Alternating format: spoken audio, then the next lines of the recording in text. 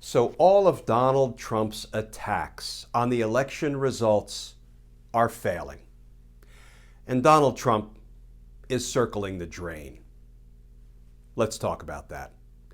Because justice matters.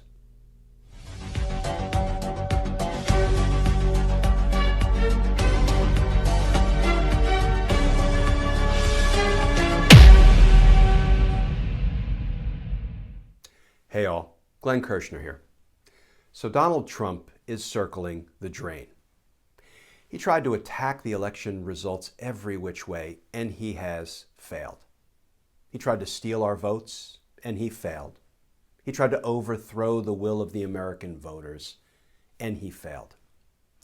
Let's do a short review of just some of Donald Trump's recent failures. Right? First, there was this. 2020 U.S. elections probably the least secure ever, Trump claims. And then this, as reported out in Newsweek, Donald Trump says U.S. election security is an international joke. Really? Well, let's see what the head of U.S. cybersecurity had to say about that. 2020 election was most secure in U.S. history, cybersecurity officials say. Okay, but who are these cybersecurity officials? Who's making this claim that this election was the most secure in U.S. history? Well, that would be a guy named Chris Krebs. And Mr. Krebs was appointed by Donald Trump. So, of course, once Chris Krebs, the head of U.S. cybersecurity, contradicted Donald Trump, what comes next? Trump fires security chief who said 2020 vote was most secure in U.S. history.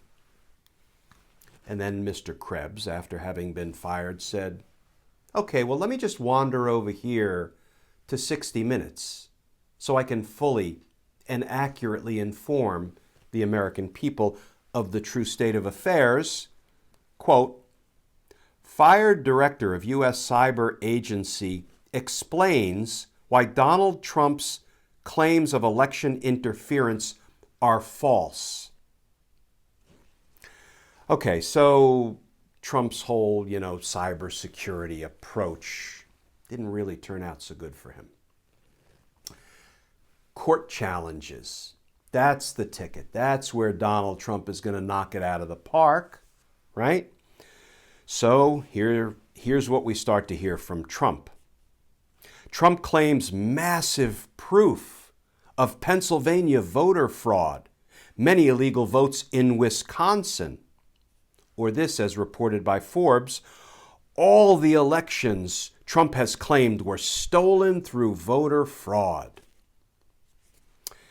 And then Rudy Giuliani wanders into a courtroom and starts talking. What happens next? Quote, judge cancels fraud evidence hearing after Rudy Giuliani admits in court this is not a fraud case. So the court challenges didn't turn out so good. So what Trump tries next is he's going to have a hearing in a hotel in Gettysburg, Pennsylvania, and that's where he's really going to knock it out of the park. And he sends Rudy Giuliani up to the hearing, and Donald Trump is supposed to attend the hearing too, a real show of force to prove to everybody there was voter fraud. And then, as reported out by Politico, Trump takes his fraud claims to a hotel ballroom by phone. So Rudy Giuliani sets up the mic and the camera in the hotel conference room, spouts off a bunch of nonsense, conspiracy theories, unfounded fraud allegations.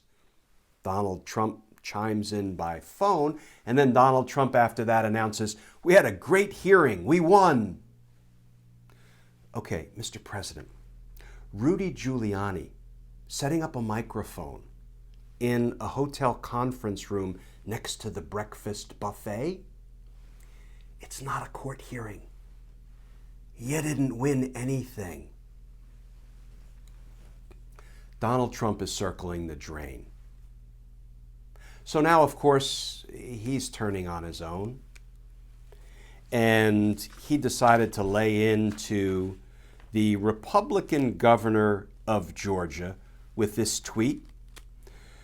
Why won't Governor Brian Kemp, the hapless governor of Georgia, use his emergency powers, blah, blah, blah, overrule his obstinate Secretary of State, blah, blah, blah. And then Trump follows up with, Trump says he's ashamed that he supported Governor Brian Kemp of Georgia.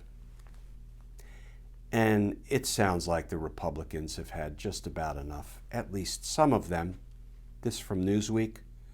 Former Georgia Republican representative tired of Trump's whining defends Governor Kemp after attacks. So Donald Trump continues to circle the drain, and he caps it off with this tweet. Biden can only enter the White House if he can prove that his ridiculous 80 million votes were not fraudulently or illegally obtained. When you see what happened in Detroit and Atlanta, Philadelphia, Milwaukee, massive voter fraud, he's got a big unsolvable problem. You know, Mr. President, the American people know a thing or two about big unsolvable problems. But we solved it at the ballot box. And I, for one, am looking forward to tomorrow. Because tomorrow, we will be one day closer to a post-Trump America. And as always, folks, thank you for tuning into my YouTube channel. Please feel free to hit subscribe if you haven't already. And of course, you can find me on Twitter at Glenn Kirshner2. I'm on Twitter all day and night trying to answer your legal questions. And then if you'd like to more formally support our all-volunteer efforts here, you can go over to patreon.com, sign up to become a patron. And if you do, I will send you a couple of Team Justice stickers with a handwritten personal note of thanks. So again, folks, please stay safe. Please stay tuned. And I look forward to talking with you all again tomorrow.